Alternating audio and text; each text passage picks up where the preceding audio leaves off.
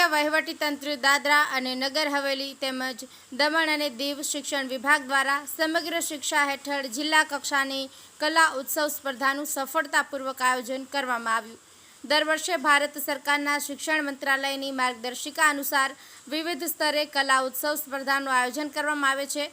આ જ ક્રમમાં 21 અને 22 ઓગસ્ટના રોજ દાદરા અને નગર હવેલી જિલ્લાની વિવિધ માધ્યમિક અને ઉચ્ચતર માધ્યમિક શાળાઓના વિદ્યાર્થીઓ માટે કલા ઉત્સવ 2025ની જિલ્લા કક્ષાની સ્પર્ધાનું આયોજન કલા કેન્દ્રના સભાગૃહમાં કરવામાં આવ્યું હતું। વિકસિત ભારતની મુખ્ય થીમ પર આધારિત 2 દિવસીય કલા ઉત્સવ સ્પર્ધામાં વિવિધ શાળાઓના કલાકારોએ સંગીત, નૃત્ય, નાટક, વાર્તાઓ અને દ્રશ્ય કલા જેવી વિવિધ સ્પર્ધાઓમાં પોતાની કલાત્મક પ્રતિભા દર્શાવી હતી। કલા ઉત્સવ સ્પર્ધાનો મુખ્ય ઉદ્દેશ્ય વિદ્યાર્થીઓમાં રહેલી કલાત્મક પ્રતિભાને પ્રોત્સાહન આપવાનું છે। કલા ઉત્સવ સ્પર્ધાના આજે બીજા દિવસે સહાયક શિક્ષણ નિયામક શ્રી પરિતોષ શુક્લા, શિક્ષણ અધિકારી શ્રી બળવંત પાટીલ, શિક્ષણ અધિકારી શ્રી ગૌરાંગ વોરા અને શિક્ષણ અધિકારી શ્રી રાજેન્દ્ર મોહિલેના હસ્તે તમામ ભાગ લેનાર વિજેતાઓને ટ્રોફી અને પ્રમાણપત્રો એનાયત કરવામાં આવ્યા હતા।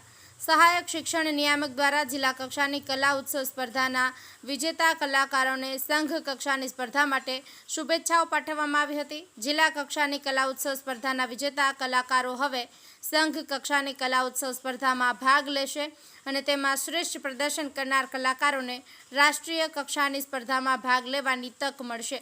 શિક્ષણ સચિવ અને શિક્ષણ નિયામકના સફળ માર્ગદર્શન હેઠળ જિલ્લા કક્ષાની કલા ઉત્સવ સ્પર્ધાનું આયોજન કરવામાં આવ્યું હતું। बंकिम जालम सेलवास।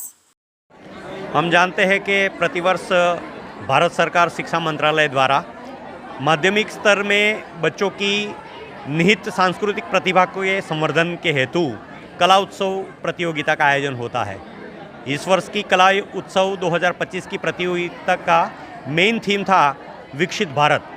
तो उसी कड़ी में डिफरेंट स्तर पर आयोजित होने वाली ये कला उत्सव की प्रतियोगिता में आज दादरा नगर हवेली ज़िले की सभी गवर्नमेंट, प्राइवेट, गवर्नमेंट एडेड माध्यमिक एवं उच्चतर माध्यमिक विद्यालयों के कलाकारों ने इस प्रतियोगिता में कला उत्सव की प्रतियोगिता में हिस्सा लिया, जिसमें कि डिफरेंट कैटेगरी की प्रतियोगिता होती है, जिसमें संगीत, नृत्य, नाट्य कला, दृश्य कला। तो इन प्रतियोगिता में भाग लेने वाले छात्रों ने अपनी प्रतिभा का प्रदर्शन यहाँ पर इस मंच पे किया।